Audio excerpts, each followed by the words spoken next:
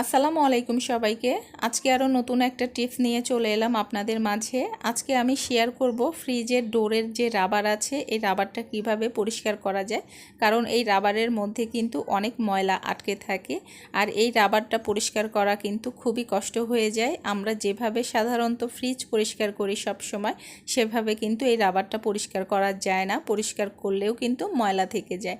আর এই রাবারটা কিন্তু খুবই সেফভাবে পরিষ্কার করতে হয়, কারণ ফ্রিজের মেন অংশই হচ্ছে রাবারটা যদি লুজ হয়ে যায় বা কোনো কারণে নষ্ট হয়ে যায়, তাহলে কিন্তু ফ্রিজ ঠান্ডা হবে না বা নষ্টও হয়ে যেতে পারে।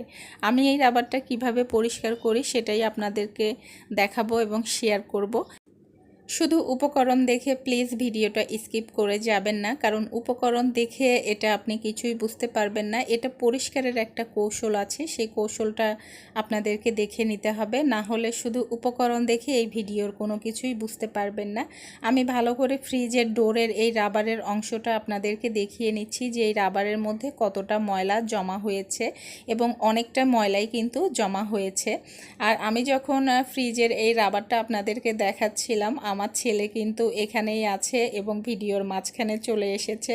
তো ওকে আমি একটু শ্যুট করেছি, কারণ অনেক আপুরা আমাকে বলে আমার ছেলেকে ভিডিওতে যাতে শেয়ার করি। আপনারা এটা ক্ষমা সুন্দর দৃষ্টিতে দেখবেন। যদিও আমি টিপসমূলক ভিডিও শেয়ার করি, তারপরেও এটা কিন্তু আমার ব্লগ চ্যানেল, আমি বিভিন্ন সময় বিভিন্ন ব্লগও শেয়ার করি। তো আজকের টিপস ভিডিওটি আমি ব্লগ আকারেই শেয়ার করছি, এই জন্য আমার ছেলেকেও আপনাদের সাথে শেয়ার করলাম। আমার ছেলের জন্য সবাই দোয়া করবেন।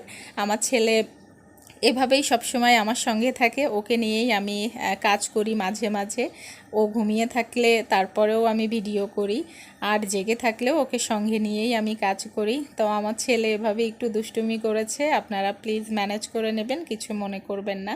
আমি এখন মূল উপকরণে চলে আসছি। ফ্রিজের এই ডোরটা যে পরিষ্কার করব, এখানে আমার কিছু উপাদান প্রয়োজন। আগেও বলেছি, শুধু উপাদানগুলো দেখে কিন্তু ভিডিওটা স্কিপ করে চলে যাবেন না। এটা কিভাবে পরিষ্কার করতে হয়, এই পরিষ্কারের পার্টটা দেখা কিন্তু খুবই জরুরি।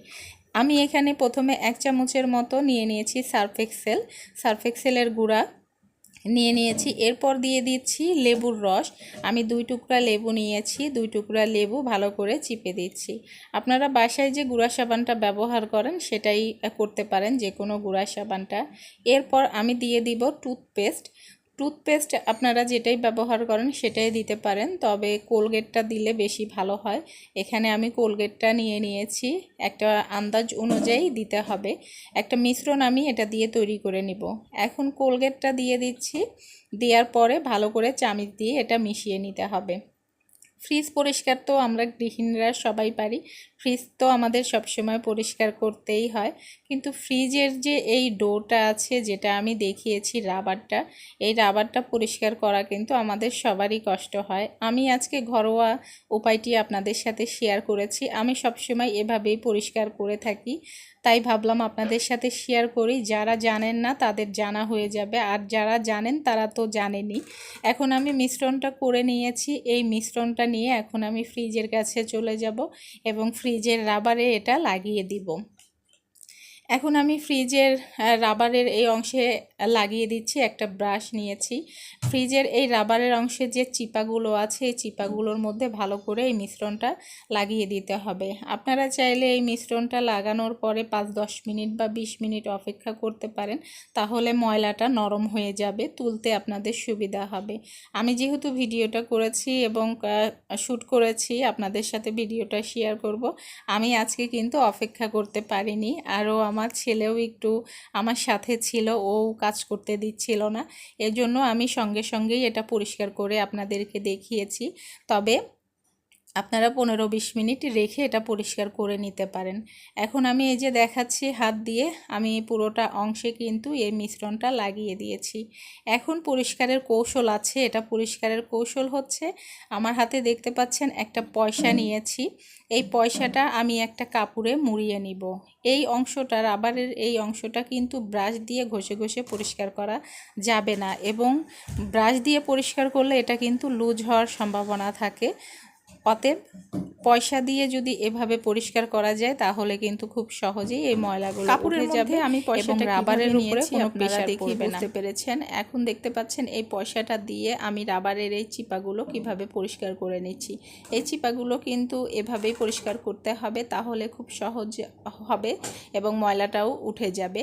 এটা কিন্তু পরিষ্কারের কৌশল, এটাই আমার কাছে বেস্ট মনে হয়। আসলে যার যেমন সুবিধা, আমার কাছে এটাই সুবিধা মনে হয়, এই জন্য আপনাদের সাথে শেয়ার করলাম। আপনারা অন্য কোনোভাবে যদি পরিষ্কার করে থাকেন আমাকে কমেন্ট করে অবশ্যই জানাবেন।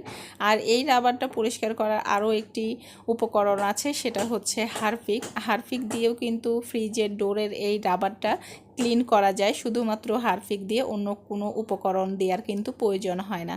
তো হারপিকটা দিয়ে আমি আর করছি না। অনেকেই হারপিক পছন্দ করেন না অন্য কোনো কিছুতে ব্যবহার করার জন্য, তো হারপিক দিয়ে যে পরিষ্কার করা যায় এটা আপনাদেরকে আমি জানিয়ে দিলাম। আর আমি এই মিশ্রণটা দিয়েই পরিষ্কার করছি, হারপিকটা দিয়ে আর পরিষ্কার করছি না।